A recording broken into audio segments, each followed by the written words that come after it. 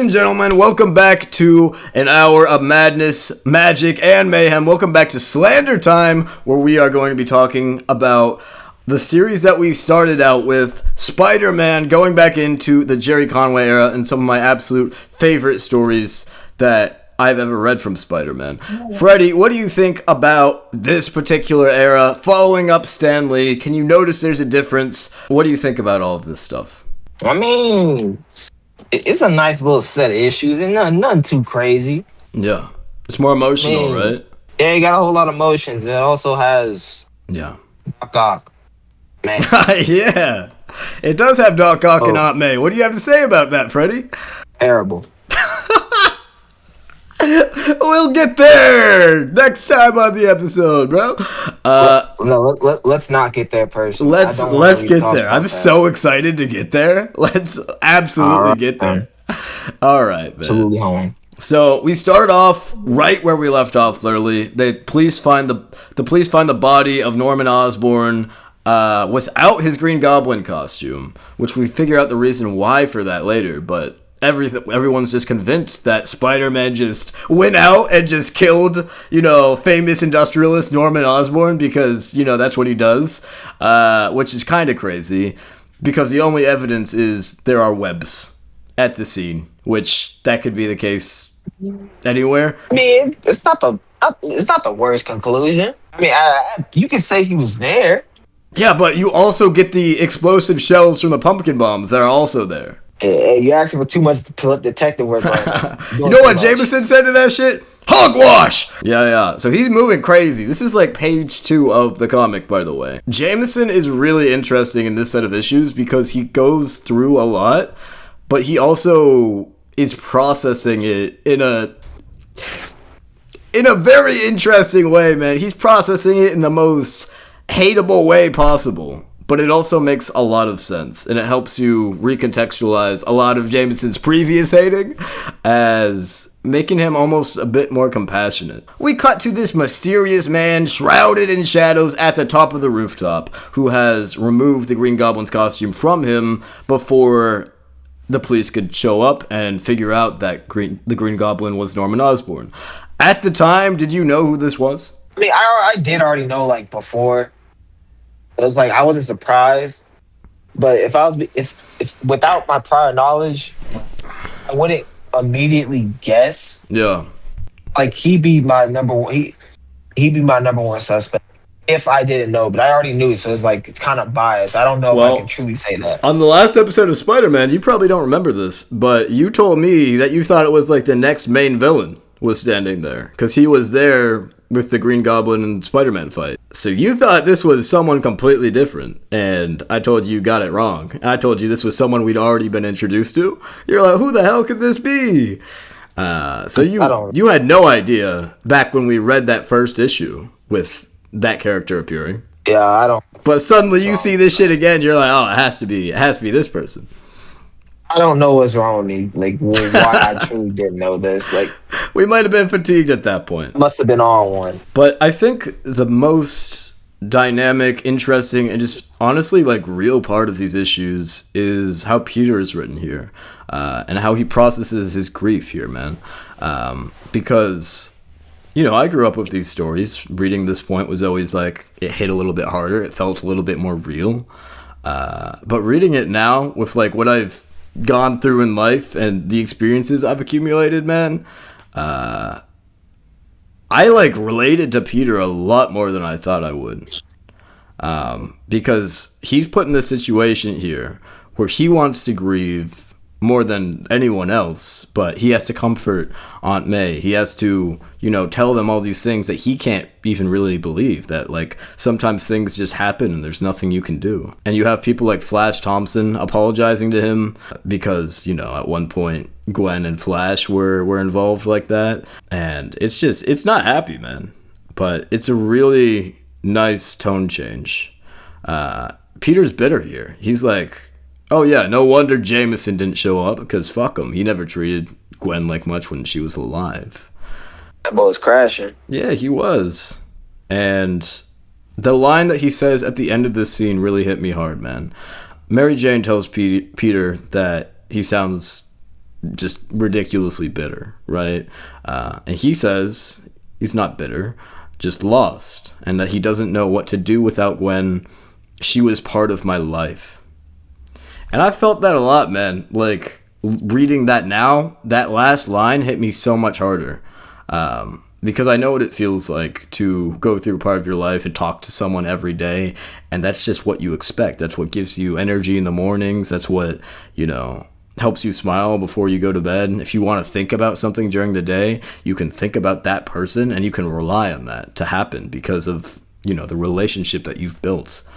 I don't know why this never occurred to me to think that way about this, but just something about the way he acted felt so much less dramatized. Because a lot of Stan Lee's stories, they were like all this heavy drama. It's relatable, but it's also ridiculous a lot of the times. And this just suddenly felt a lot more personal, and like this could be dialogue in a movie or a show, or just like some guy on the street, and not necessarily Spider-Man. Did you feel the same way about that? Just like the grief and how he processes it, because there's a lot of grief to go through during these issues. Well, I didn't think about that shit that fucking hard. I'm gonna be truly honest. Yeah. Like, damn, he's going through it. I was surprised that I thought about it that hard. But then I realized, like, just that one line, because I've said that before to people. Like, you are just part of my life now. Like, you're part of my life, too.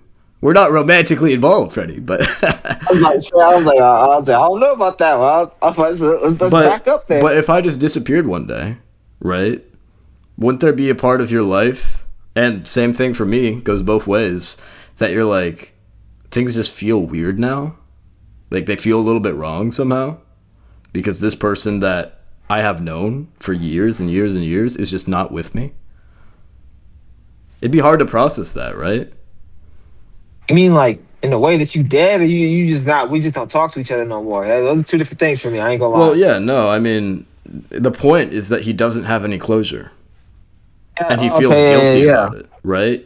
So I'd say you don't know what happened, and if we want to do like a logical equivalent, you don't know what happened to me, right? I'm just one day I just never answer you again, and you never see me again, and you have no idea what's going on. You don't get to know. Probably gonna assume you're dead.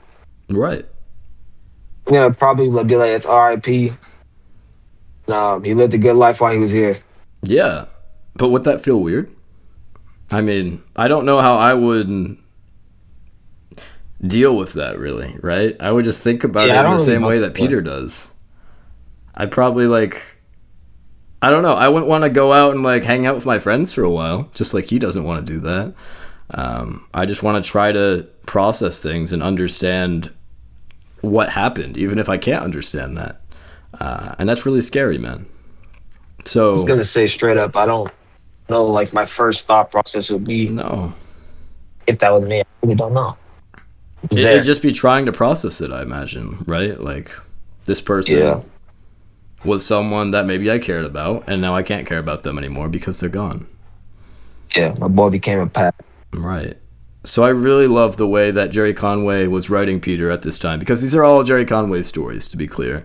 His run technically started with the Hammerhead and Dr. Octopus War, which gets followed up on here to your pleasure, and continued into the Hulk fight, and then continued into the Green Goblin stuff. So we're kind of reading it like two different halves of the run, even though the run kind of just started. But the death of Gwen Stacy was such a tremendous moment for comics in general. That was what ended the Silver Age of comics, if you're familiar with what that is. When Gerry Conway killed Gwen Stacy, people realized, oh, okay, so we can do things like this, and people can respond well to it, and it can be emotional. It can make the stories better. It's good to have change in comics. That was the lesson that story taught them. And you can feel that here. You can feel him doing something very new and very different. And to me, this is probably, from the classic issues, this is the most unique the story has felt tonally in a while. It feels very different. And even Jameson in this issue, talking to Luke Cage, you can tell that he's doing this out of grief too. He's not doing it out of raw hatred. He is I need this done and I don't care what it takes me. I'm going to make sure that something happens in my life. So you can kind of see it as like Jameson is trying to answer the question of what do I do about Norman being gone? Because Norman was his friend, and then he just stops existing one day. He doesn't know what happened, just like you were saying. If I disappeared, you wouldn't know what happened to me, right? And he's trying to rationalize it, and it's a really cool character study because Peter reacts through kind of just hatred and self-hatred, and Jameson reacts through vengeance and like, we gotta pin it on this person, and we gotta get this done, right? Whereas Peter is wallowing in it a little bit more, which is an interesting character trait that gets followed up on in a lot of great stories. And there's already some basis for him acting like that earlier on. But I really like the contrast of this first issue, just to show the difference in how different people mourn, and how that difference in mourning can cause hatred and envy and intersect in ways that are really not good for anyone. Are you familiar with Luke Cage at all? He got his own TV show. I don't know much about Luke Cage. Okay. I know he pulled up on Doctor Doom over like $20 or $200 yeah. some shit like that. That's all I do know. He said, "Where's my money, honey?" That's the only thing I know about him. That's a crazy panel. He started pressing Doctor Doom, bro. But outside of that, I know he's like invulnerable. That's about it. Like, much of his character, I don't know nothing about him. Well, I think this issue is a pretty good like thesis statement on who he is too, because he's someone that is pretty desperate to make ends meet, but he also has a lot of virtues, a lot of pride in his work and who he is, and he doesn't like anyone to get the wrong impression of him and what he does. But Jameson hires him to go after Spider-Man, which he takes because at this point, everyone in town thinks he's a murderer. Because remember when Peter dropped down Gwen Stacy after she died from the fall? He tells the policeman that she's dead and Spider-Man killed her, right? That is what they have on record. No matter what anyone else says or whatever else Spider-Man does, that was his statement. So it's kind of hard to go, oh, yeah, no, he didn't mean it. You know what I'm saying? Because no one knows his relationship to that, too. So finally, we have like an actual reason for everyone to hate Spider-Man and for Spider-Man to hate himself. Peter's just going through a tough time right here. And I think this is how you do a depressed Spider-Man that is vulnerable and mourning. You don't do that shit like a brand new... I'm sorry. We'll talk about it. But Spider-Man's monologue, like every monologue they give Peter in these early issues, these for like first 4 or 5 issues, is just great, right? Like I want to hear what you have to say on this one panel. He's swinging around. He says, "It's not like I feel guilty. I know I did everything I could to stop it. Maybe that's what they mean by maturity, knowing how much you can expect of yourself." What do you think about that? Do you think maturing is just knowing your limits and what you're willing to do to get the things that you value in your life? I think that's definitely part of it, right? Yeah, I don't think that's the whole thing. I feel like maturing would be knowing when you would have to stop in pursuit of that. Right. The second part of that. Do you feel like you know how much you can expect of yourself? I'm gonna be simply honest. That is no. Yeah. Like I do. But You said you feel like you do? I act like I do. You act like you do. Yeah. I think we all do, right? Sometimes I'm aware of my limits or what I'm going or how far I'm going. Yeah. There's a lot of adults that, go through life just pretending that they know everything. And that kind of gets passed on to like the next generation sometimes without maturity ever really taking place.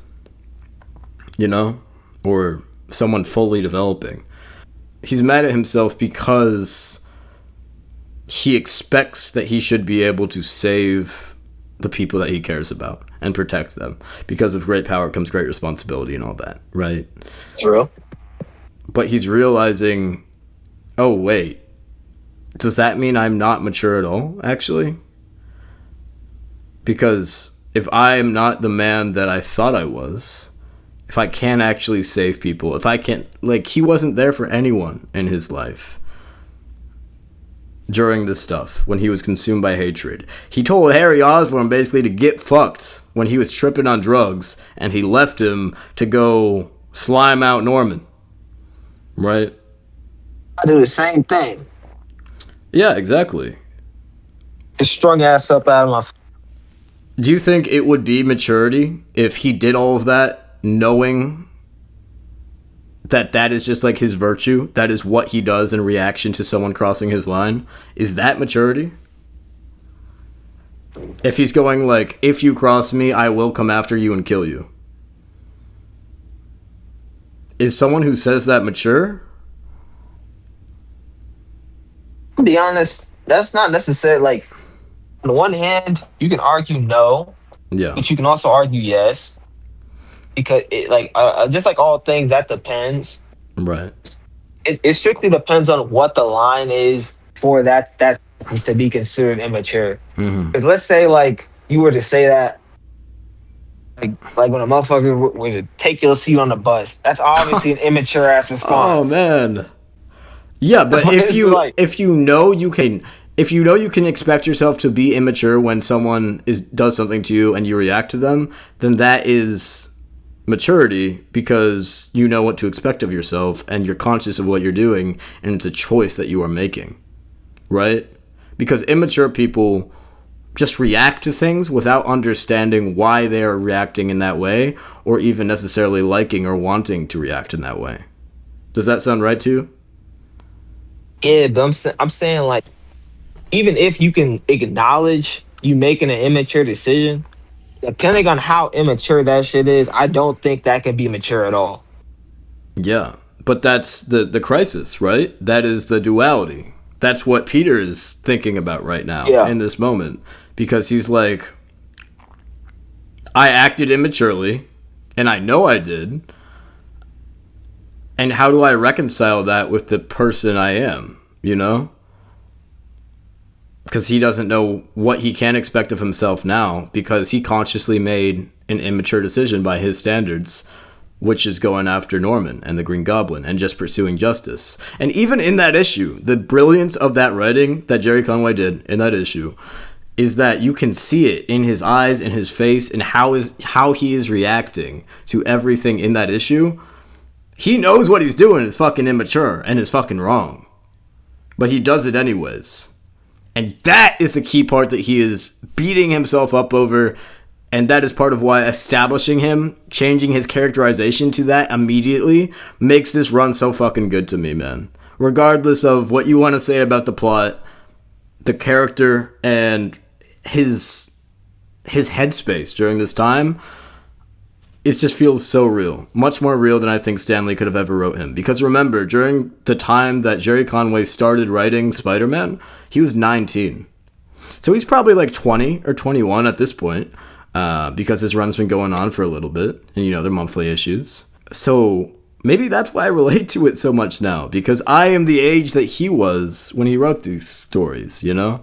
I think he's tapping into something here that Stan Lee didn't, because Stan Lee's run is all positivity, right? It's all like the golden age of Spider-Man. It's, you know, I'll never give up no matter what. With great power comes great responsibility. Like, mentally, he doesn't get very shaken to the extent that he, like, truly doubts himself too often. Him doubting himself is a mechanism in Stan Lee's run for him to come back stronger. And that still is part of his character here. That foundation is still here, but it's taking him a while. He's wallowing in it. He's choosing to wallow in it. Just like he chose to wallow in it when Uncle Ben died. And yeah. Uncle Ben. I just really liked... I know I'm getting a little bit long-winded here, but... Uncle Ben. I noticed all the fucking subtleties here, man, and they really made me think that, oh yeah, this is some great writing here, man. I don't really like the fact that he was considering just giving up being Spider-Man again, because he's done that, like, a lot. But he gets over that pretty quickly because Luke Cage just fucking jumps him. He fucking dive tackles this motherfucker as he is swinging like in trauma. That's real though. You gotta think about it. Yeah. But then Spider-Man throws him off a roof, calls him a fucking thug, which, by the way, not great. Not great representation, Spider-Man. You like him for a reason. I like him for a reason. It's crazy. What do you think of Luke Cage's character design? Interesting choice. Yeah. Interesting choice. I want to say this is my take to have. They don't have a lot of black superheroes during this time, do they? Yeah, this guy and they have Falcon. And I guess like if you want to count the Prowler as a superhero, you can do that. Yeah, Falcon back then? They had Falcon back then. Yep. What the hell? They disrespect the shit out of Falcon. How did not know he came from the 70s? Yeah. What the fuck they doing Falcon like this? Wait, was he? Oh my gosh. I mean, thinking Falcon's like a recent fucking creation or something, the way he gets hold in every project he's in. No, you're kind of right. Like, the Winter Soldier has more relevance. And you know when the Winter Soldier was created? Motherfucker, I know that motherfucker recent. 2010. Like, right before the movie. Knew it. Fucking know it. And fucking Ed Brubaker's run on Captain America. I think it might have been more, like, a little bit older. Like, it's in the 2004 to 2010 range, though. So, yeah. I'm damn near older than that motherfucker. Yeah. Me too. 1969? That's what, for Falcon? Crazy. Yeah. That's pretty bad, right? He's the first. What are you talking about? There's no way. Yeah. He's recognized as the first African superhero. He's been disrespected. They hold the fuck out of Falcon. Yeah. They did. They really did, man. I'm glad you understand this now. I've been knowing this because I read the OG Captain America comics. Oh man. What did you say? So that's actually crazy. Yeah. What do you think of what Spider-Man says to Luke during their fight? About like the difference between fighting as a game and fighting like for your life, you know? I mean, you can have pride in yourself as like a mercenary style figure as long as you're, abiding by your own moral code, right? For Peter to come in here. What's up? So there's nothing inherently wrong in priding yourself. Yeah. In a fight piece. Right. Like all people naturally do. Yeah. There's this implication from the way Luke Cage talks to Peter, though, that he is like the rich white man compared to him, right? And he has to work harder because that's just the lot he has in life. And we can't, like, the exact line is kind of crazy because Bruce Wayne gets name dropped. He says, some dudes have to do this number for a living. We ain't all rich playboys like Bruce Wayne. Which is a crazy, like, maybe any other superhero during this time, that accusation would have worked, but not for Peter, man. Like, not even close, right? I do wonder what Batman would say to that if Bruce Wayne was actually here. Batman can eat the fuck. You don't think he'd consider it? He'd be like, damn, maybe I should use my my money to benefit people like Luke Cage more often, bro, and help them out, help their lives out. You don't think he'd consider that shit? Oh, I thought you were talking about that. I thought you were talking about like just in general. I'm like, no. Running up on him. Yeah. Oh, I'll be honest, right? I'm gonna look for these comics. Know this shit's happened. You be holding the fuck out of Batman. What are you talking about? You acting like Batman just run around just beating up random thugs and shit. You don't ever help out the community. I haven't read them. I'm saying that based off the movies mainly. No one, man. I hate the fucking Dark Knight, dude. Did Christopher Nolan home? Nolan. Oh damn! Wait, you not a Nolan fan? Kim, Oh, damn. All right, bro. Yeah. while we're at it, this is a complete stray. Yeah. No reason to say Hit this. me. Michael Keaton too. Whoa! The vulture? Kim, got no reason to say it. I just said it. Damn. You don't like that he's bald, do you? That's probably it. I don't know. Yeah. I know bald Just people something make you about him. uncomfortable, bro. I don't like the way their head be shining. Yeah. By the way, That rubber alcohol goes crazy. I won't spend a ton more time in this story because we've already talked a lot about it. But when Peter goes back to his apartment after like round one with Luke Cage, I think we get the craziest side eye in all of fiction that I've ever seen, bro.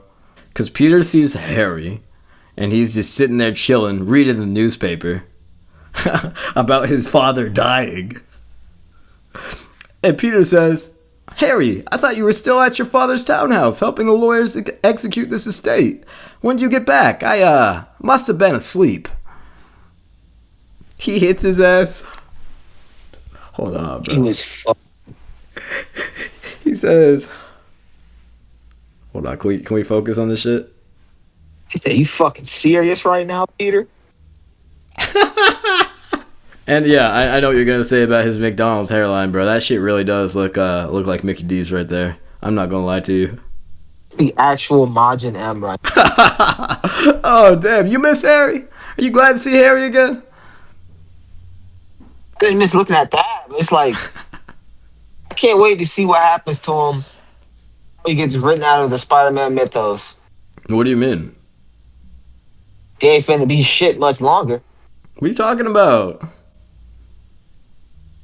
He'll see when he die. When do you think he's gonna die?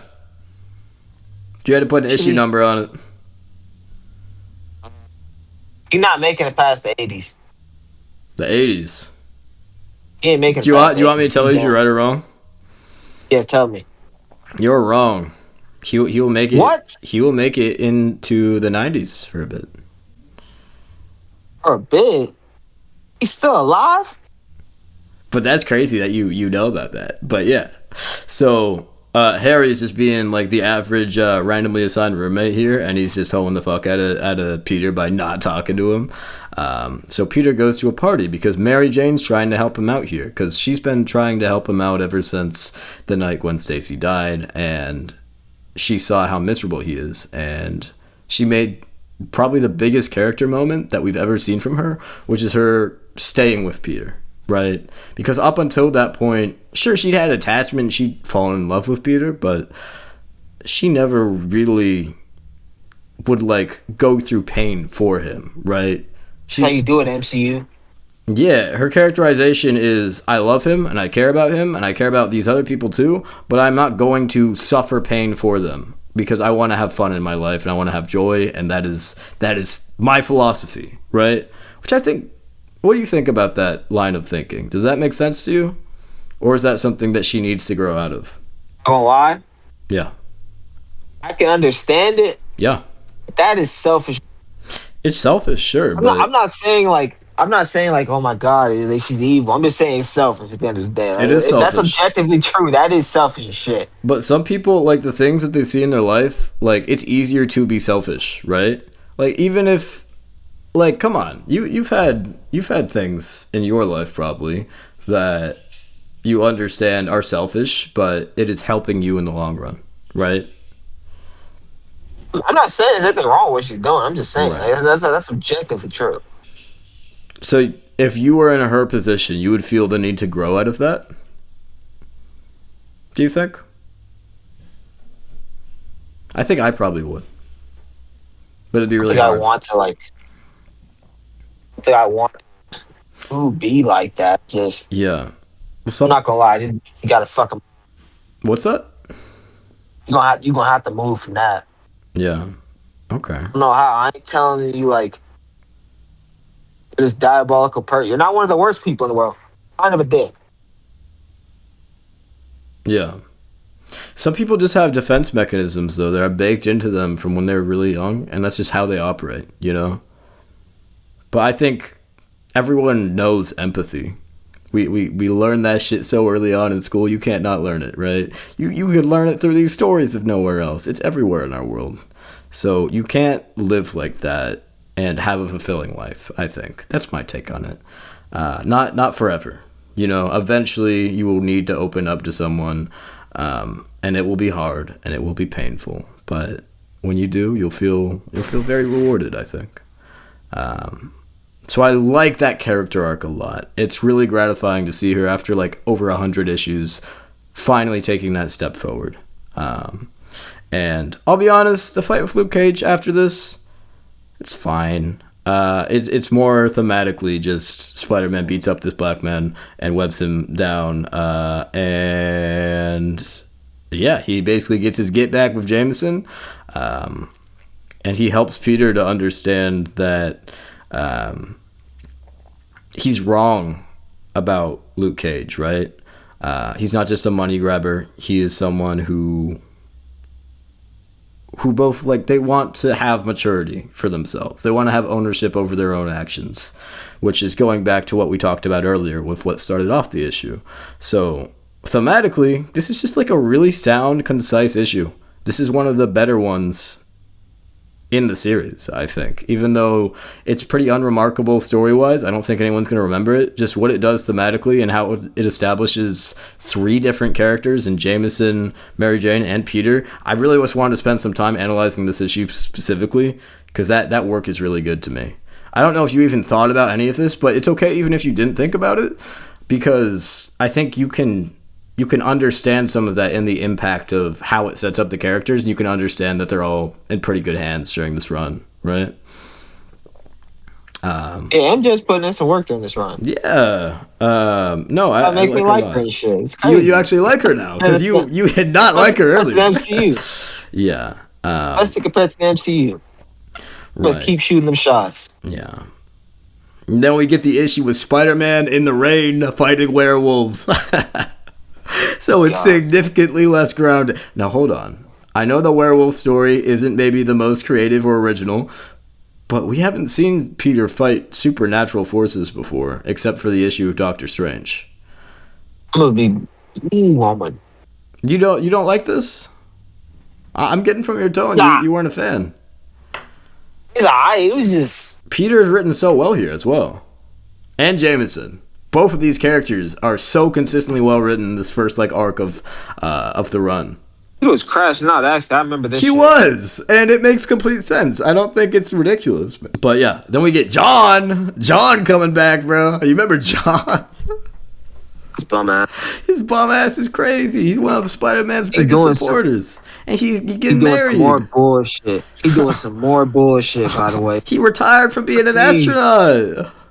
You mean he came back from the moon and made one of his boys give him a space rock? He put it on his neck. He's stupid as shit. Oh, damn. He's genuinely fucking stupid. Oh, you're not wrong.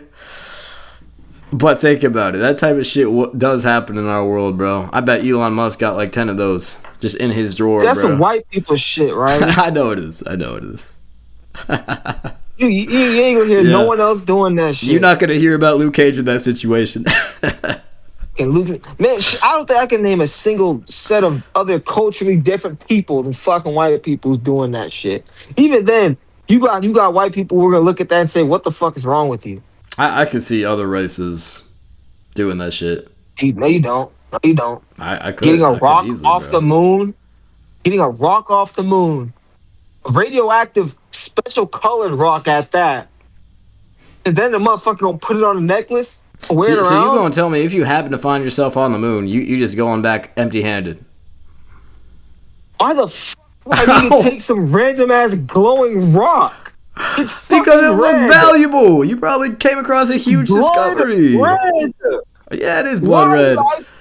Maybe keep it on my neck. Bro, think of how much people on eBay would pay for blood red moonstone. Come on.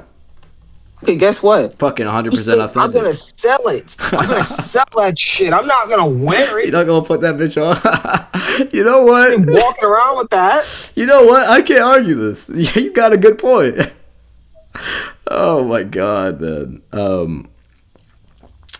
What are your thoughts on the evolution of Peter and his grief as this goes on? Because he's pretty fucking depressed in this issue specifically.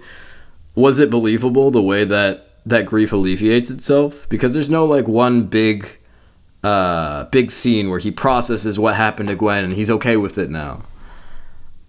He just kind of gets better slowly but surely by just going through life, right? I think that's probably more believable than something huge happening to him, you know? Would you agree with that? Nah, that's straight. It's better that way. I think so too. Instead of like, yeah, like an issue where he's like, over Gwen now. Her death. It's not in my head. Like, all right, I don't want to hear that bullshit. That's another problem that I have with fucking Brand New Day. The fact that they don't just let him grieve and have a situation like this where he can't look back. Right? Like, that's a good story to tell. That's an important story to tell for people who are actually going through grief. Not all of us can go back to the people that we've lost. So it's almost a little bit insulting sometimes. But when you read a story like this, it feels really authentic, right? And I really related to everything he was saying in the scene in school, bro. That's a great fucking scene, because he tries to go back to college. And it doesn't go well, man. So during this scene, he's thinking about going and talking to people again, right? He's going out into the real world. And he says, if there's one thing I don't need, it's misplaced sympathy. What do you think about that? Do you feel the same way when you're going through something hard and you decide to step out and go back to talking to people again? Is that like a problem for you?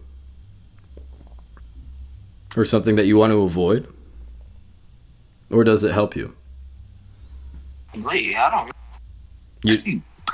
Yeah, I think I could say that. What? But What'd you say? I think I could say that. Actually. That you don't like it, or you do like it? I don't necessarily like it. Sure. So you can kind of feel what he's going through here. Yeah, I can understand that, because it's like, Yeah. it's like a whole lot of shit you don't truly want to hear. Right. Even though you know, like, even if people aren't necessarily meaning it in the bad way, it's like you've heard it hearing before, all that shit, right? You've heard it 100 times. Before. I think you want to hear it from one person that you care about, and you want the rest of the world to move on while you deal with that. You know? Like, if you're not going to actually help someone out with their grief, and you're just being polite, I don't think that really helps, you know? That's just, as a culture, something that we have come to accept. It's like if you're at a funeral. Have you ever been to a funeral? I've been to a funeral in a little while. Well, sure, but you've been you've been to one. Yeah, yeah. Depending on who you are and how you're related, a lot of people will just, tell you, I'm sorry for your loss, or maybe you'll say that to them. And there's something about all that can feel like really empty, versus like celebrating the life of this person. I mean, if you're gonna say that shit, you gotta you have to if you're just gonna be a man of few words about something like that, you gotta actually say it from your heart. You gotta look someone Sure. Look them in their eyes when you say it. Yeah, you gotta mean it, because otherwise you're just bullshitting, and no one wants to hear that, man. It just sounds like you trying to fill out a quota. Like, you want to be like, yeah, I said that. Right. Come on, motherfucker, from the government or something showed up to my place. They were like, I'm so sorry for your loss. I'd be like, get the fuck out. You don't mean that shit. You don't mean that. Yeah. You're playing with me right now.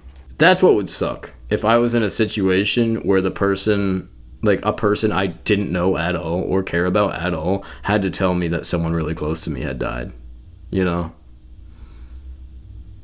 And they had to tell me, I'm sorry for your loss, and I knew I had to accept it and process it from them because there was no one else I could process it from.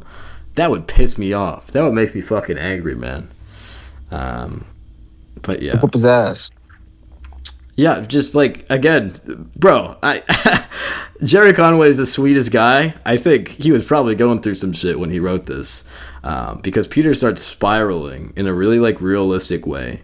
He's like, no one here even knows what happened, and they probably wouldn't care if they did, right? I don't matter to them. Gwen doesn't matter to them. They're all just here. And that's kind of college culture too. I can speak on that a little bit. You go to these classes, 99% of the people are on fucking autopilot. past the first week. You know what I'm saying? They're not actually there. They don't actually give a shit about anyone in the class, but really themselves, you know, and showing up to get a grade and keeping it pushing. And I'm guilty of that too. I can't remember half the motherfuckers that I talked to in class, you know, and I had assignments with. Crazy. Be hoeing. Is it crazy? Be hoeing. Yeah, I don't know. Remember their name and shit. You don't be talking. Their habits, their goals, their likes. You don't remember none of the shit they be talking about? They don't talk about that because they know that no one's interested in really hearing about them on that level. And that's the frustrating part about it, man. So you tell them to shut their ass up? That's what you be saying? No. It's the culture, You man. never get no talking to It's the motherfucker? culture of being in college, man. Because let me get this straight. Yeah. You don't got no talking to motherfuckers in your class? None at all? No, I mean, it's casual most of the time, man. There are some classes where you get along really well with a person, and you can maybe have conversations like that and relate to them in that way. But most of the time, no. Somebody be like, somebody start telling you about your life. You like, man, shut that shit up. It's college. Bitch. That's what you be saying. No. That's what you be saying, huh? No, I'd be polite, but I don't know if I'd care if I didn't know the person or like them. You don't care. Okay, I got you. No, I mean, come on, man.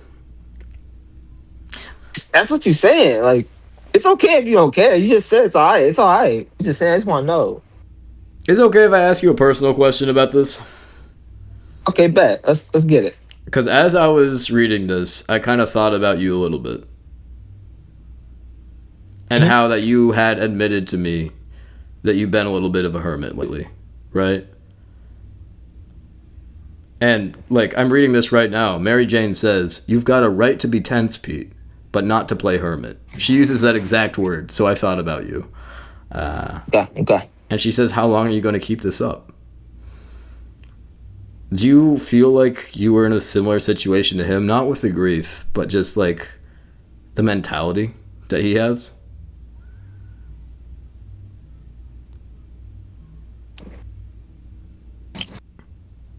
Like, he's trying to adjust to the world in the way that makes sense for him, which I think everyone's trying to do. And sometimes that means not really talking to people, you know, just being on your own. And when you want to let people into your life again, that is when you can do so. And you want to have fun. You can laugh with people again because you feel secure enough in yourself and in your own maturity, like we talked about earlier with the same character, that you can let that happen, right?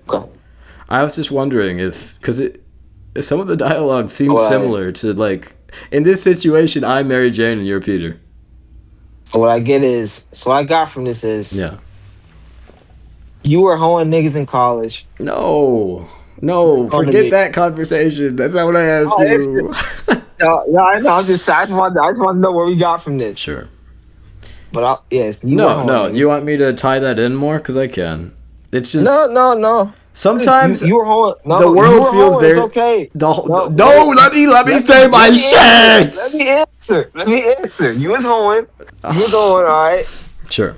All right. You can say that. Called that out.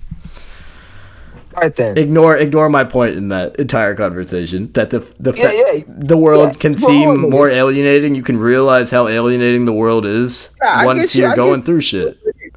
Yeah, that's what I was trying to say.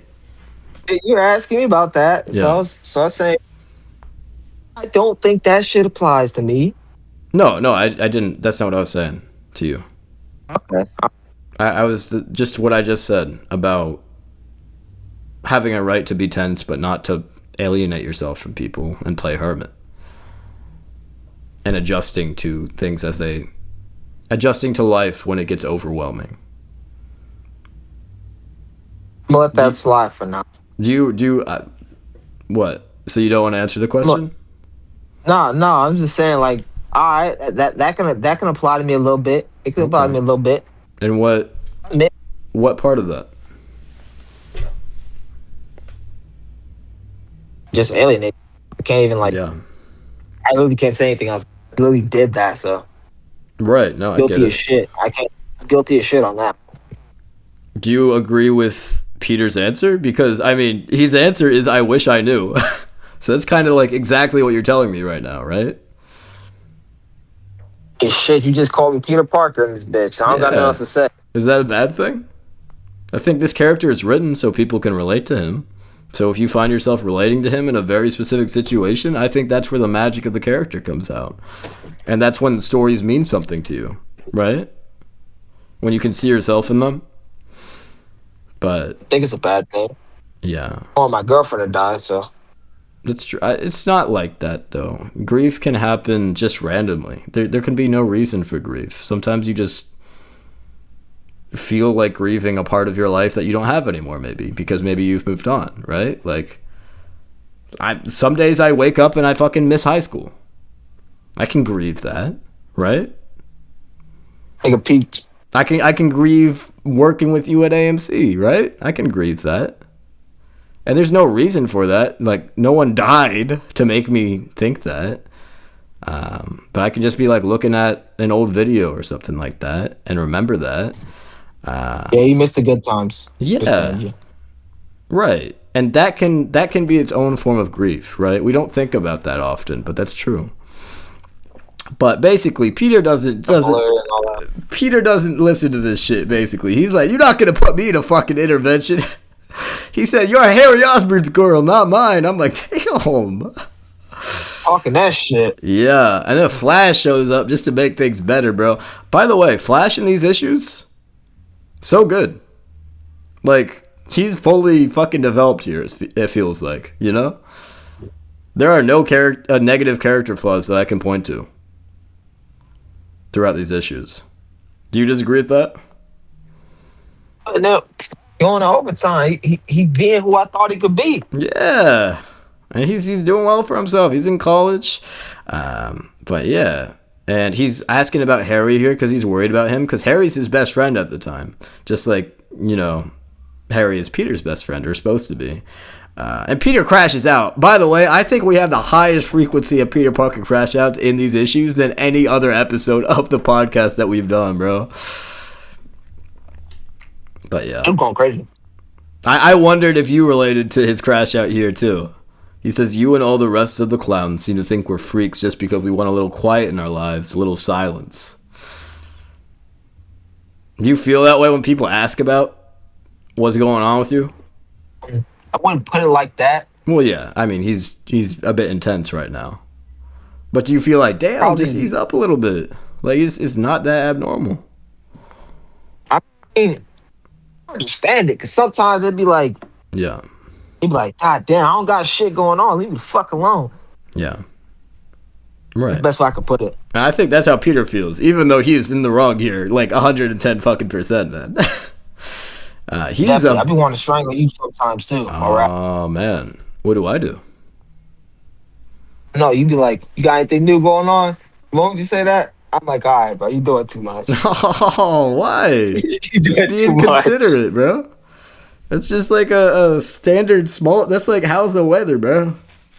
Like, Be like, I'm like, yeah, I don't got nothing going on. He's like, oh really? I'm like, okay. Yeah. You know what you do? You be heating me up. I ain't gonna lie. speaking of heating up, bro, we get a third fucking crash out in the same issue from Peter, where he sees a newspaper stand, cracks that bitch in half. Oh my god. That's what I was talking about too. Yeah, That was exactly what I was talking about. bro. Oh, when you said he was ugly.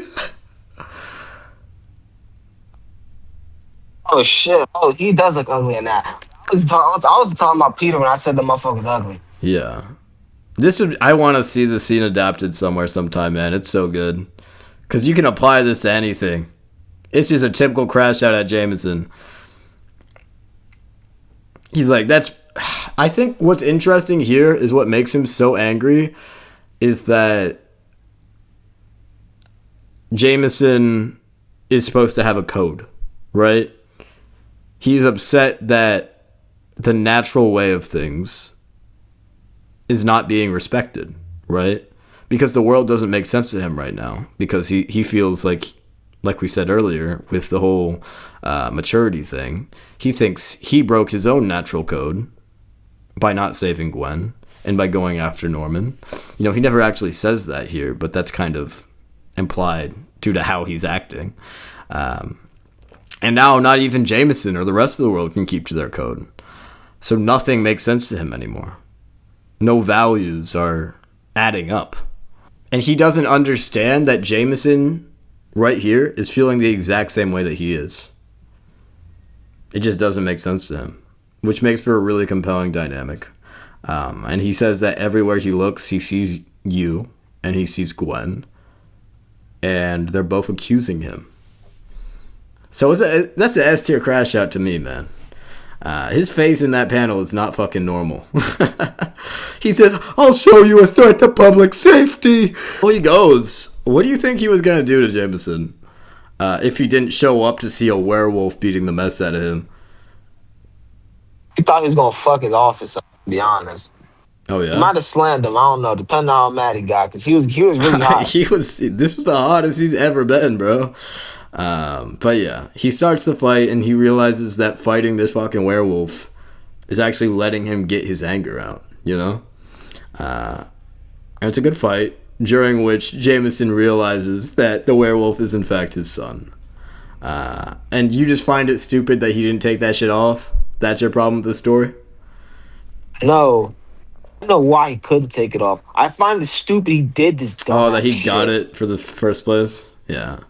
That shit was literally quarantine. That's the one thing I remember vividly about this issue. It was quarantine. It was. You're right. He got it out of quarantine. Put it on his neck. To put that shit on, bro. Yeah, I get it. I do want to say this is the start of some good development for Jameson too, though, because every time he's been responsible for sending bullshit after Peter for many, many years at this point. But this is the first time that he's realizing that the true consequences of his actions, you know? Because his son is the victim of this whole thing. And he can't root for, you know, Spider-Man to die to his son because he wants to help him. And that's kind of a more compelling dynamic than we've seen from him lately. Harry low-key acting like you a little bit, bro. Act like that motherfucker? Don't play with me like that. Easy. Yeah. Hey, a bitch. But no, like, do you understand what I was saying with this? There is a lot of mentions about, like, alienating yourself because you're going through shit or because you don't know how to process something or engage with people after something happens. And it just, like, keeps coming up. Gerry. Yeah, but when you were reading this, did you, like, make a mental note of that, or it didn't even occur to you that maybe this... It didn't occur to me. It did occur to you? No, it didn't. It didn't, really, because it keeps getting brought up a lot, man.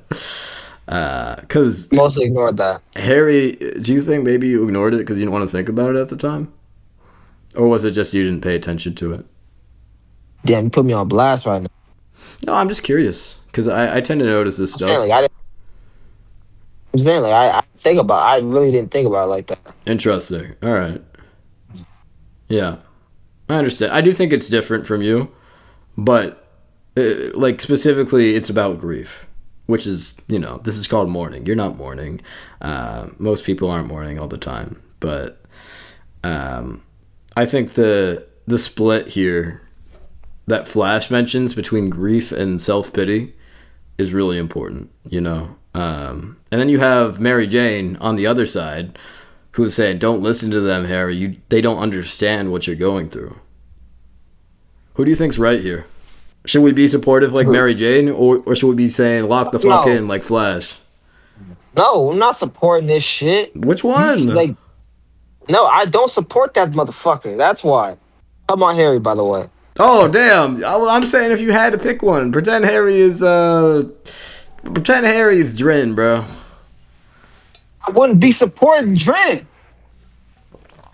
You're not finna fucking go out in public and get on some fuck shit. Oh, man. I'm supposed to back that up? No. Flash is, you know, fighting against it. He's saying stop fucking Flash is on his yourself. ass. So you be like Flash here. Like, first of all, it's one thing if he was staying like in the comfort of his own crib, throwing the self-pity party, whatever. Yeah, but he bringing that shit out in public. It's crazy, yeah. I'm not finna fuck with that. To be honest, though, you can see that motherfucker is trying to get the fuck out of there so he doesn't say shit to them. Because he knows he's gonna be hoeing.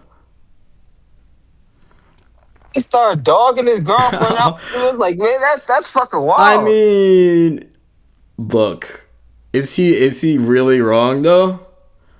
Because Mary Jane has not been supporting him up until this moment, but she's been supporting Peter. She made Peter the priority when she is going out with this person. This person is her partner. Yo, fuck, you should have left her ass there if that's what you want to do. Oh, man.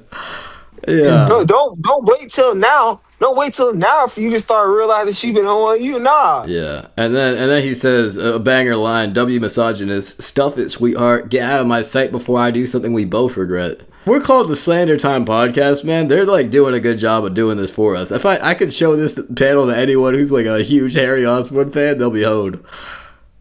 I'm saving this panel right just because he said that. Oh, man. But Jameson, what he says afterwards is really enlightening, you know? Because before, all we get from Jameson is him saying he hates Spider-Man because he's jealous of him. Because he can never be at that level because there's a limit, right? But he elaborates on that a little bit here, and it ends up being different. He says he hates him because he's a glory hound, which is, you know, true before. But the real reason is because while he's stealing headlines, good men are suffering without a word, without anyone caring whether they live or die. And when he said that, I could kind of understand it a little bit. You know what I'm saying? Like, his son is risking his fucking life to be a hero and make, like, genuine progress happen. And instead of celebrating him, the world celebrates Spider-Man. And they don't care about his son. All right. The thing about that is... Yeah. Fuck up, Jonah. There is not... First of all, somebody might give a fuck about your son if you was doing all that dick riding on him instead of Spider-Man. He does. His first issue that he was in, he was like, he's not a hero like my son. That's what he said. Guess what? Yeah. His son ain't saved the fucking city about 8 times over. His son ain't in the streets every day where random little kids can fucking see him. Yeah. No, you're right. You're right. I want to hear this shit. Oh, man. This old coot, goddamn. This old coot is crazy.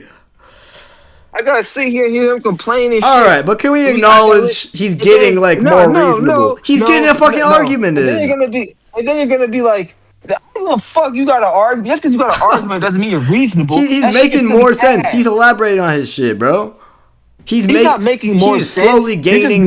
You just finally have a reason for his bullshit. It's just not cartoony no more. Yeah. That's because you get like, let's just, all right. Let me you're really hot right now. No. Let me explain this in like another way you can understand this. Let's say I don't like to eat. Let's say I hate fucking peanut butter and jelly uncrustable sandwiches. Okay, crazy example. And I say some shit like I hate the uncrustables because the crust on it just ain't that fucking good.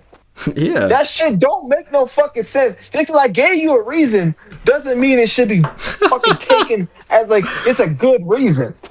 Okay. Sure. Shit's fucking terrible. He's ugly. He's stupid. I'm tired of him. But his point is that Spider-Man is distracting from the real efforts of heroes the world chooses not to celebrate because they're less sensational. The thing is, that's a point. Okay, then. No, it's a point. But at the same time, how about you dedicate your fucking life to celebrating those heroes instead of bringing up Spider-Man every fucking day of the week? He be jumping through mental gymnastic hoops. Yeah. Trying to discredit Spider-Man or say he did this, and that. Knowing this shit ain't fucking happen. Right. No, you're right. You're like, oh yeah, the real heroes. Okay, celebrate those real fucking heroes. Yeah. You're the Daily Bugle, motherfucker. You got clout. You got weight to your name. I think there's still some stuff that we have to learn about Jameson that will make his hatred make more sense, but we don't get that for a while here. But we do get a little bit of development for him in this issue. And you know, when I was reading these issues, a lot of them are very basic action stories, but I found it very similar to Moon Knight. The second run that we read, those 6 issues where it was just the action stories, and in the end it would just abruptly end with him like going off into the night. There would be no resolution. It would just be him going off into the next day. I get the same exact vibe from how quickly a lot of these stories end in here. Because it just ends with Spider-Man being sad and swinging off and being like, well, that's over with. Guess I'm ready for the next day. I'll try to manage. And it feels interesting because of that, I think, you know? Now we get to your favorite issue. The kangaroo, bro. Oh my fucker. Are you serious? Like, you. I added you this know back what in, you by the doing. way. Yeah, I didn't read this shit. Oh my god. You and that kangaroo. Wow. There is important stuff that happens character-wise here, even if you say fuck the kangaroo. Fuck that kangaroo, man. I didn't read this. Do you remember what happened? Okay, well, I think you would have liked it if you read it. I skipped that hoe. The kangaroo gets the moment fucking... I seen him. The kangaroo gets fucking emulated here. He fucking dies. So you never get to see that motherfucker again. I thought you would enjoy that. So, alright, never mind. That's peak. Hold on, that's peak. I know that. Man. You remember in the last kangaroo issue how he had that virus thing that he was like, oh, hey, don't drop that, because if you drop that, the whole city's gonna die. You're in danger. Basically, he gets manipulated by a villain named Dr. Jonas Harrow, who is the same guy who fixed Hammerhead's skull and gave him the adamantium skull to save his life. It's the same fucking doctor. And he said, hey, steal this radioactive component for me. He sends Kangaroo to do it. Kangaroo touches that shit. And he gets radioactive poisoning. He fucking gets emulated, bro. The Spider-Mobile, man. Do you know the backstory behind this? What do you think of... Hold on. Let me just see something real fast. Bro, anything involving this kangaroo, I don't know, but I skipped that whole thing. No, the Spider-Mobile was after... That's a plotline that started here that continued in the following issues. Which one? Did it have Human Torch in it? Yes. If so, I skipped that. Are you serious? Yes. Why? The moment I seen Johnny Storm, I said absolutely not. Oh, you're hoeing someone crazy. All right, bro. I'm gonna give you a little backstory because it's a good story. So, Gerry Conway was writing Spider-Man at the time. He was required to work in merchandise, toy merchandise, for a Spider-Mobile. He said, that's fucking stupid. I'm not doing that bullshit. I'm going to make it into a joke instead. So, in the story, people come to Spider-Man and say, hey, Spider-Man, we want you to get this car for us and we'll pay you. And he's like, that's a fucking stupid idea. He says, fuck off. And he swings away. And then he realizes that with Harry not paying the fucking bills and mysteriously disappearing, he needs money. So he goes to Johnny Storm and says, "Hey, you want to make a car with me, man?" And that's what they start to do, man. And it's a fun, sweet story that really develops their relationship the most that it's ever been. So that's a shame that you skipped that shit, honestly. But whatever. Aww. The best Human Torch scene that we have had in this entire series so far is in this shit. What do you think of the Vulture story, then? It's a new take on the Vulture. This is really, I want to say interesting. Yeah.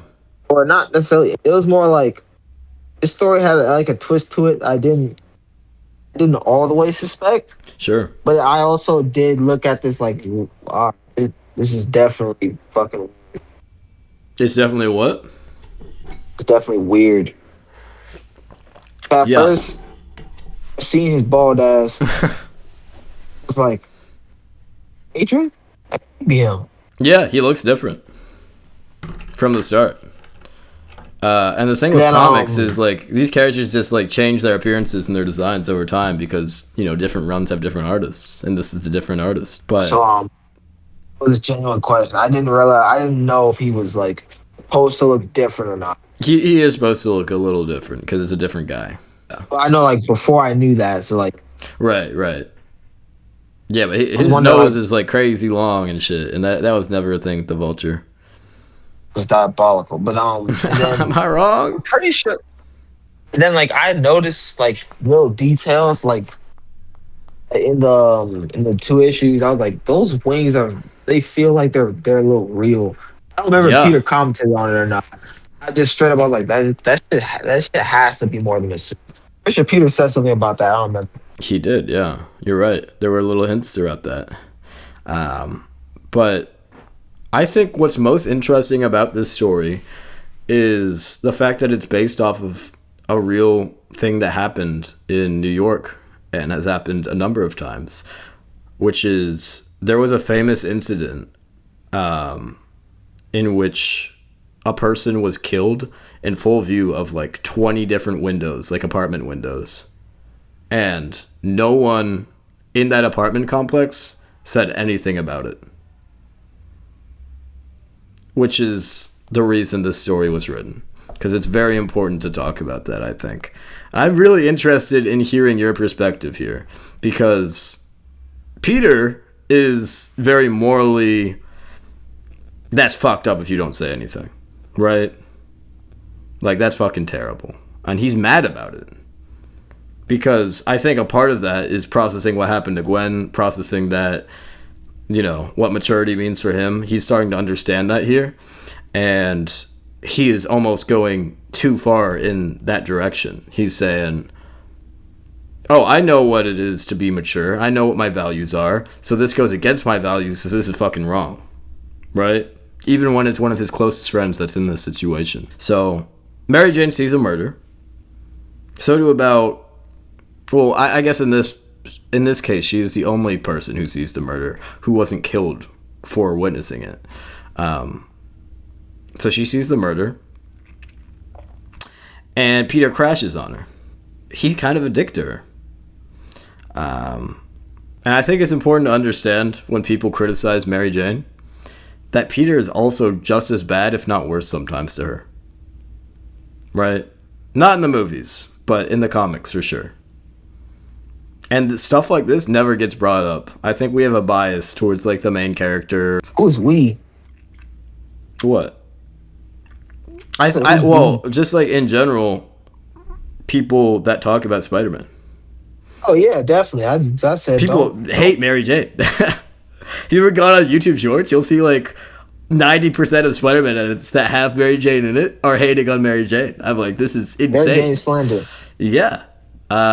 But in stories like this, Peter is clearly in the wrong, right? Yeah, fuck Peter. I ain't gonna. You can hold your own hand. I'm not a towel shoulder for cowards. That's diabolical to say. For a regular person, by the way. If this was in one of the movies, Peter would be so hated.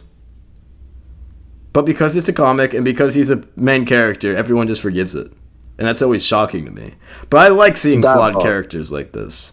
I like seeing them work through this shit. And after this, by the way, he rationalizes it being like, I only want her to get mad enough so she'll move out of spite. When have you ever seen someone move out of spite because their friend told them they're fucking terrible?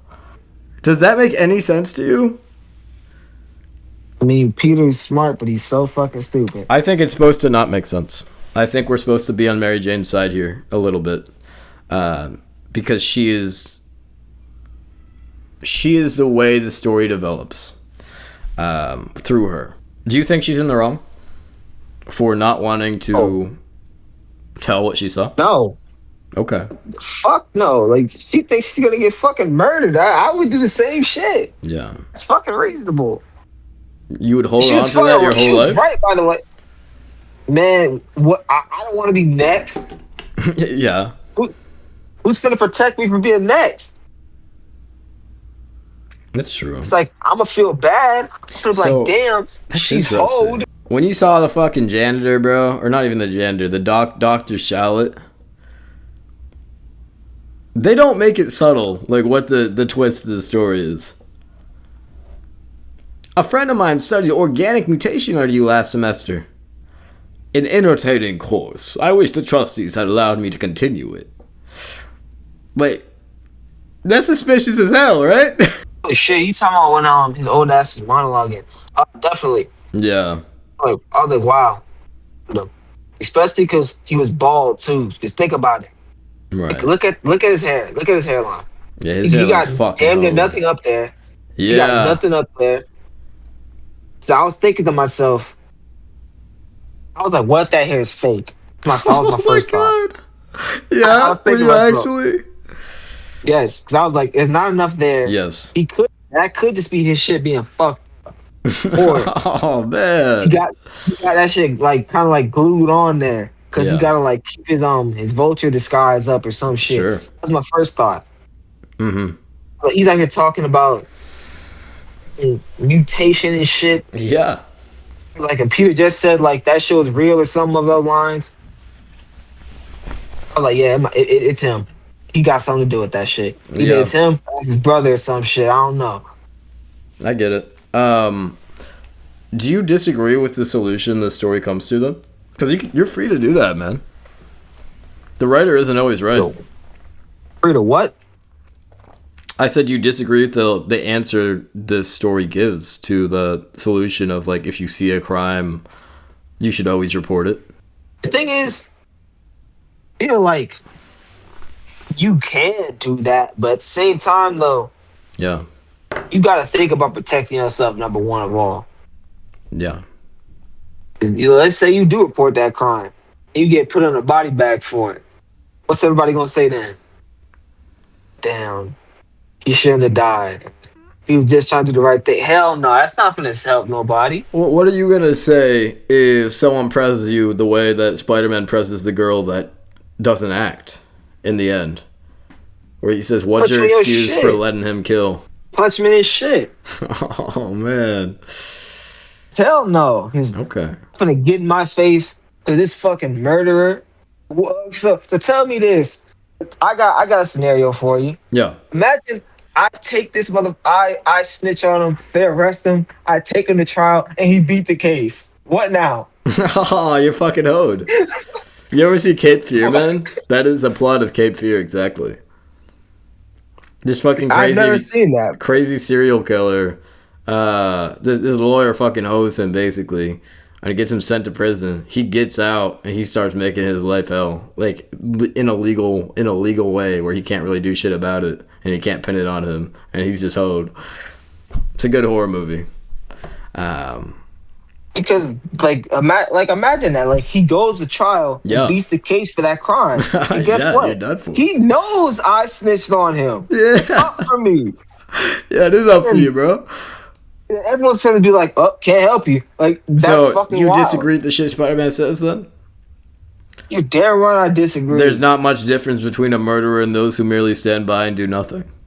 You think there is? What are you talking about? There is a fucking difference. Yeah. Not I think so too. See, especially in this scenario. Now, if you watch somebody get fucking strangled and you didn't do shit, that's a little different. Sure. But if I watch somebody get fucking shot down by some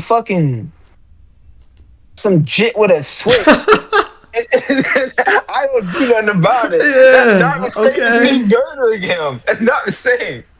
So this superpower motherfucker caught a body. Yeah. What the fuck are you trying to get me to do?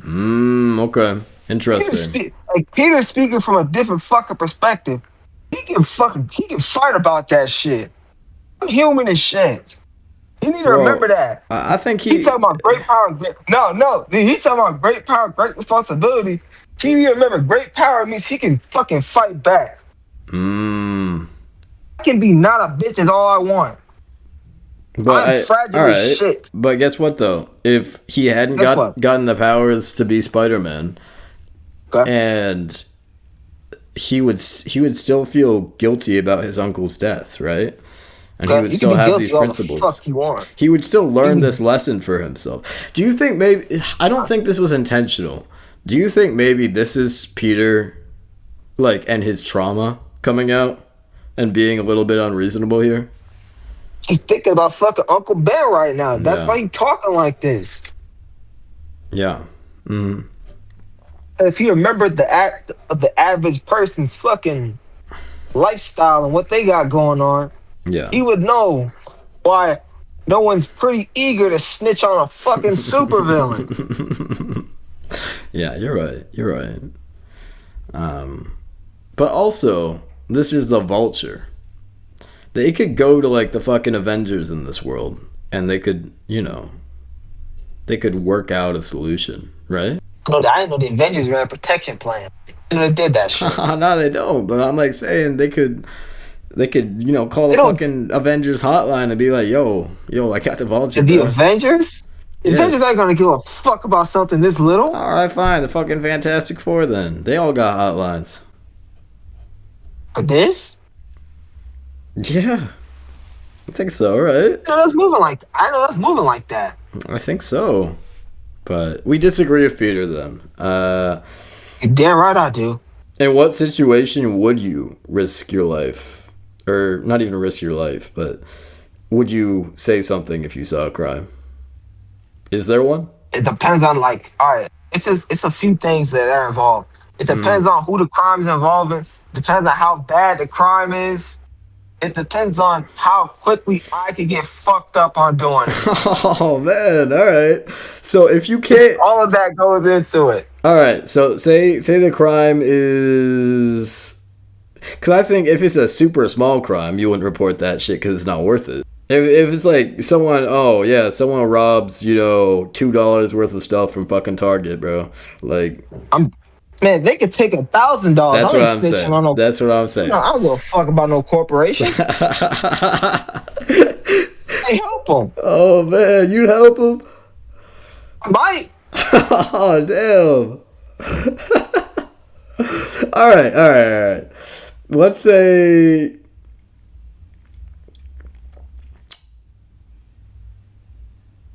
you see someone get mugged, Okay. and you get a good look at their face, and you could go to the police and tell them. All right, my boy.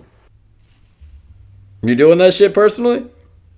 I'm sorry, my boy. Like, you just took your loss. What? Wait, whoa. You took your loss, twin. I don't know what to tell you. What are you talking about? Okay. How did he get mugged? He got beat up or like gunpoint? What happened? Why does that make a... Well, all right, he got robbed at knife point. Knife point? Yes. No, I ain't in the UK. I ain't finna get stabbed over him. Damn. But you're just letting the police know, bro. You can go into protection, whatever the case may be. But I'm not going all the way up to no police station. I'm about a motherfucker who got robbed of like $80 out of his wallet and his cards he can cancel. Like, fuck no, I'm not doing that. What if it was someone you knew? A little different. I'm probably finna intervene if it's somebody I know. Yeah. I'm What if Big Shep was getting jumped, bro? okay. I'm jumping in to save Shep. I'm not letting him get his ass whooped. Yeah. I've known Shep too fucking long to let him get his ass beat. At knife point? Oh shit! You still man. jumping in? Or is Big Shep on his own, bro? I'm gonna lie. If I get stabbed, I'm definitely yelling. I'm definitely yelling. Oh no, bro. I That's can't. funny as bitch, bro. It's like I don't want to do. I'm not gonna lie. Yeah. As I'm doing it, Uh-huh.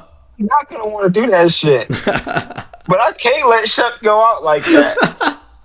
So you fight for him. Alright, I say got less, to. bro. Say less. Oh my god, that's funny. But That feels we've good, concluded that you would only do it. You would only stand up for someone if you knew him. It's like That's what I concluded right now. So okay. So all right. So let's think about like you don't like how you're being portrayed right now. I can tell. no, because what you're saying isn't all the way wrong, but it's not all the way right though. Dude, I see myself. I can help a random person, but it really just depends. If you're in a good mood or not. Because that's fucking crazy if you're going to tell me that. I'm not gonna lie. Me being in a bad mood might make me want to help you more. Yeah. Because you don't really care Yeah, about what happens to you as much. No, it's not even that. It's like I could see myself hitting him with like a brick or something at that. Oh, man. All right. Fair play. But I'm actually just pissed off and like, all right, then let's get it. Yeah, I get it. Interesting. Yeah, I've learned something about you today, Freddie. Yeah, I wouldn't let you get robbed at knife point. You wouldn't let me get. Learned. What about gunpoint? If I'm getting robbed at gunpoint, what are you doing? You better get that shit up. Oh, what? Hell nah. You better get what the fuck he asking you for. Unless it's some wild shit, then you're gonna have to die about it. Oh my god. I can't believe this. I can't believe you're telling me this right now, bro. But Riley, he want that fucking chain. I'm gonna say take it off. Oh fuck, dude. What if he's littler than you? It's still a fucking bullet, Riley. What if he's smaller than me? What if they're like dwarven, bro? Don't give a fuck. It's 2026. He might have a switch. Oh damn. Alright, bro. Alright, moving on to the next issue, man. What do you think about the Punisher? I mean, because we just saw him in Brand New Day. You know? He's getting manipulated by the new villain of the run, the Jackal. Ugly green bastard. You're not a fan of the Jackal so far, I'm taking it. Ugly. Yeah. He looks like he's naked. He does look a little like he's naked, but sure. There's not a lot to the Punisher issue. Thematically, it's kind of just the same thing as the Luke Cage issue. Someone whose morals make sense, you know, because his whole family got assassinated and then he turned to a life of crime and he's punishing motherfuckers now. So they have some virtue there. That's kind of where I was going earlier, and I think that's where Gerry Conway was going with that idea of, is maturity knowing what you have to do, what you're capable of, and doing it, even if that action is immature and you've convinced yourself it's mature, you know? Like, I don't know. I think the Punisher knows what he's doing is not good, right? It's not an honorable thing to do. I think there's a part of him that's ashamed about it, but he just doesn't care anymore. Yeah. But I don't know if, would you call the Punisher an immature character? I'm not the most aware. Just based off of the issue that you read.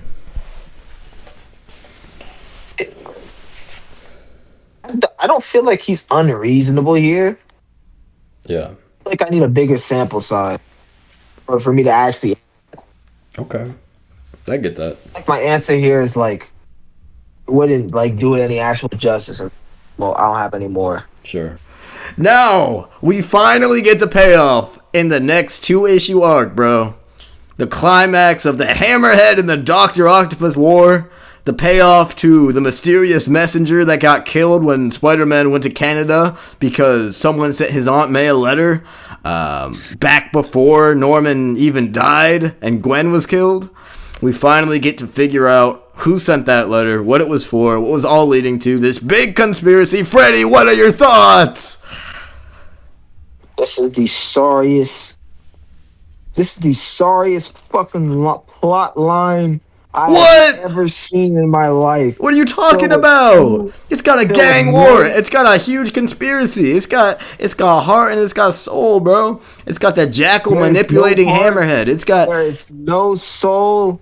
There's fucking Aunt May being a dumbass. No. Then again, this schizophrenic, goddamn Alzheimer's patient pulling this shit.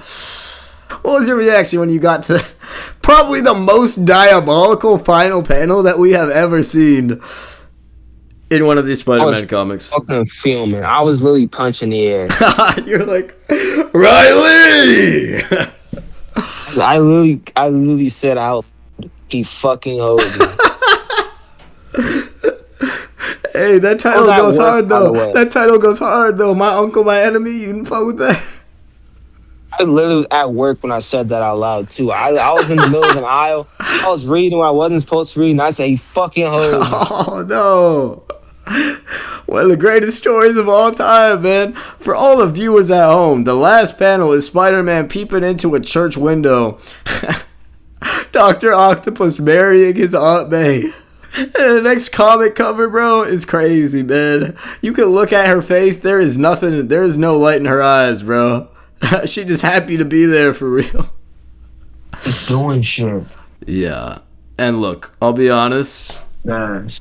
Probably Gerry Conway's weakest story he ever wrote from a plot perspective. Because what the fuck do you mean Aunt May was going to inherit the island of like a radioactive testing facility with rare minerals? So Doc Ock is marrying her so that he can get to this shit before Hammerhead does, and they can fund their criminal.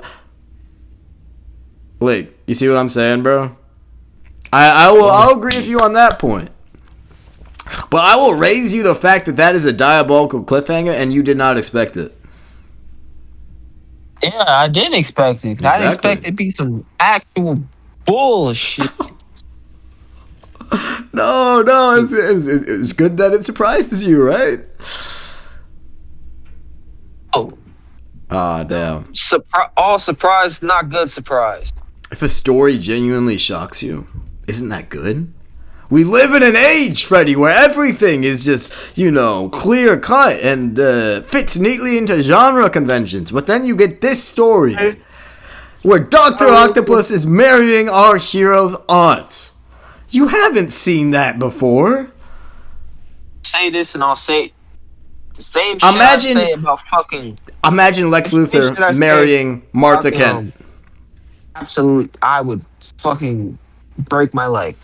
I'm just saying, it's an original idea. It's not been done before, bro. This guy was a visionary back in 1973. No. Think of, all right, I'm going to put it in perspective. Yeah. Just because you're the first to do some shit doesn't automatically make it good. Oh, all right. Then criticize the story, Freddie. What's bad about it? You said what's bad about What's bad about it?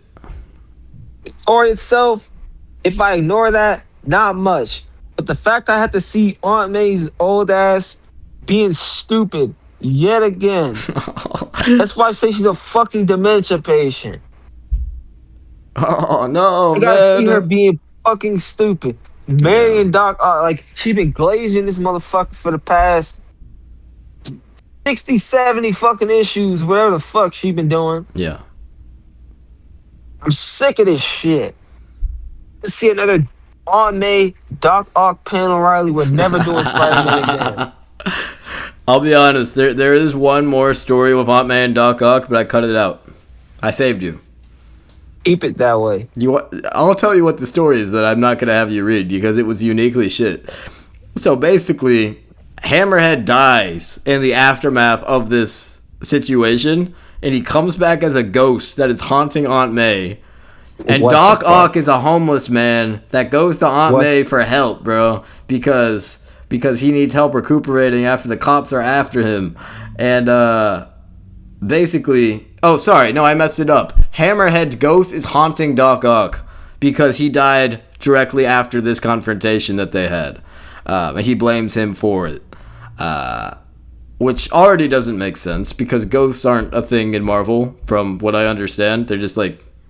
That's not how the lore works. If you die, you just die. You don't become a ghost. So it doesn't make sense. I mean, you could argue, Flint Marko becoming a man made out of sand instead of dying also doesn't make sense. But you know what I'm saying? It's bad. And basically, Hammerhead's ghost tricks Doc Ock into going back to Aunt May and through using her resources... making a machine that allows him to come back to life. Wait, her resources? Isn't she fucking broke? Yes. What resources? I don't know. I don't even remember, bro. For some reason, having Aunt May recuperate Doc Ock was important to the plan. I don't know. But basically, Hammerhead gets brought back to life through this means, so he stops haunting him, and Peter and Otto have to team up to destroy his whole mob. It's a stupid fucking story that has, the first moment of Spider-Man and Doc Ock teaming up, which is kind of cool. But other than that, it's, that's pretty bad.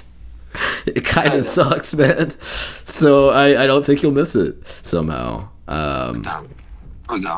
What do you think of the B-plot in this story, which is basically just Mary Jane kind of hoeing Peter, to be honest, for the first time this run? She stops being supportive because she realizes that she doesn't want to wait for him. She doesn't want to be in this... Bad boy. effectively, MJ and Peter during this time are in a situationship, right? I mean, that's oh fuck that boy. What? You said fuck that boy? I started Why is it fuck Peter? from her perspective. Okay. And strictly from her perspective. Yeah. So you He think got Ned? put up with his shit. You think Ned Leeds is wrong? He says, as a matter of fact, for a guy whose girl died so recently, I'd say Peter is adjusting to things fairly well. I mean, from an outside perspective, it can look like it would. It looked like that. Sure. I think he was there the whole time to see anything. Yeah. I think he's just more like looking at like a timeline of he's good now. I don't know how long he's been like in the world. Maybe a couple months. I don't know. Yeah. And that's not the only reason she feels this way, though. She's kind of pessimistic about it. She says, I don't want to love him. I like the guy too much for that kind of thing.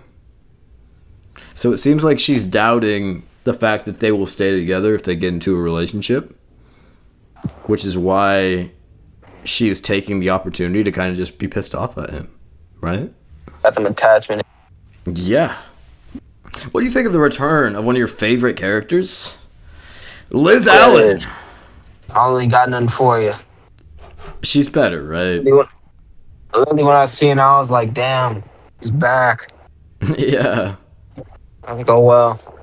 Then I got thrown for a cliff because I did not remember who the fuck Molten Man was. Molten Man showed up once on the day of Peter's graduation. The reason I didn't You remember Mark, right? Mark Raxon? He tried to steal that one doctor, the doctor that built the Spider Slayer against Peter the first time. She tried to steal him? He tried to steal his molten alloy. His experimental molten alloy. And then in the scuffle it broke and covered him and he became the Molten Man. I thought you said he tried to steal him. No, steal his creation. Sorry. Maybe I misspoke. Yeah, I was about to say, I don't know what the fuck you talking about. Oh, yeah. No one wants his ass. No one paying for him, bro. Tried to steal him? But Liz Allen's characterization and character development in those earlier issues actually comes back here in a good way. So I know you were the resident Liz Allen hater during that time, but what do you think about how she's being written now? Because it's very different. She's a lot more mature. She has a lot more to her character. I mean, unfortunately, her character is defined by Mark, her brother, the Molten Man. But It's better than it's not into your head no more. Right. Yeah. It does make them more interesting, just like the fact that their stories are tied together. Do you like the Molten Man anymore in this story? Is he more of an interesting villain to you? He's literally burning alive, which kind of adds an element of time to this whole thing. Him being on that ticking time, but actually I did kind of like Marcus. Marcus. Let's go. Being on that time bomb. Yeah. And then as like the issue goes on and on, he's low key losing himself. Like, it's becoming obvious. He just completely fucking snatched once he realized he had up for his ass. Right. I did feel bad as shit when he died. Yeah. Do you think he's really dead? I genuinely sat there for a second when he died. I was like, oh, wow. So it actually kind of hit you.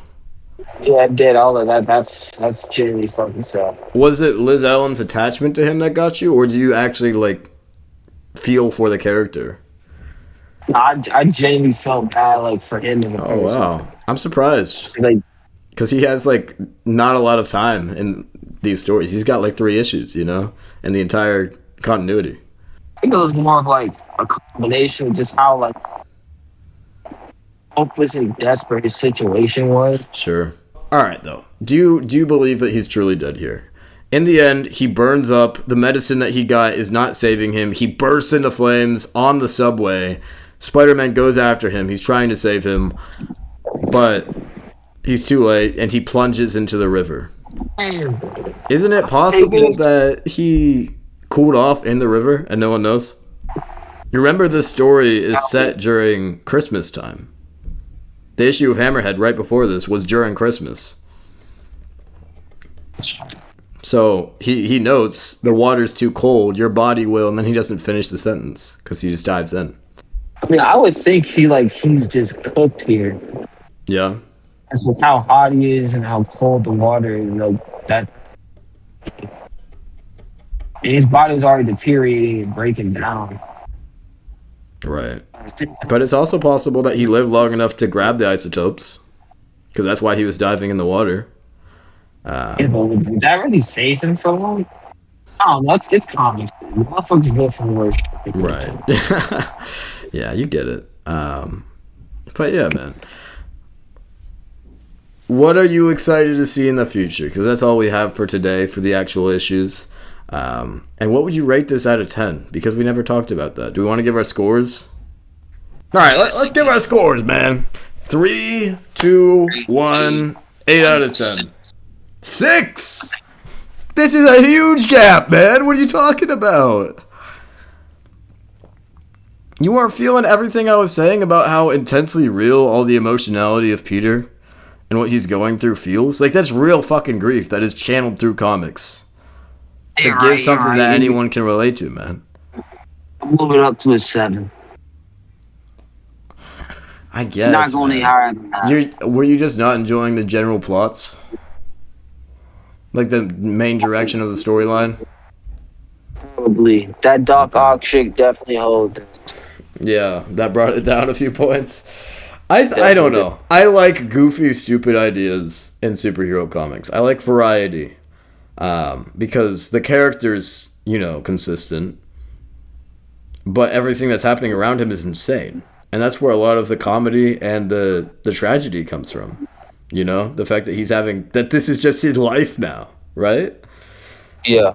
So I know maybe the plot isn't the most intelligent, but it is fun, right? I don't know. Were you actually mad when you read this issue? I'll get you. Yeah, I did. Oh, man. Loaded it up. I said, because you get it, that issue is so quick to resolve the conflict. Like, you get out of there pretty quickly, man. I wasn't too angry. Yeah, okay. What are you excited to see happen next, then? Do you think this run can get up to an 8 for you? If the writing improves or stays consistent?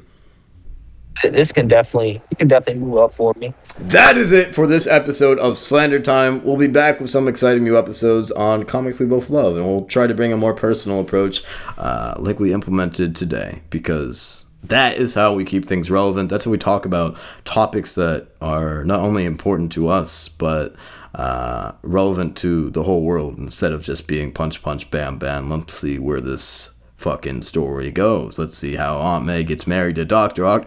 No, we want to talk about things that are real, and this is how we get that opportunity, through applying our own lives to the stories we love and experience. So we'll see you next time, and I hope everyone watching has a great night.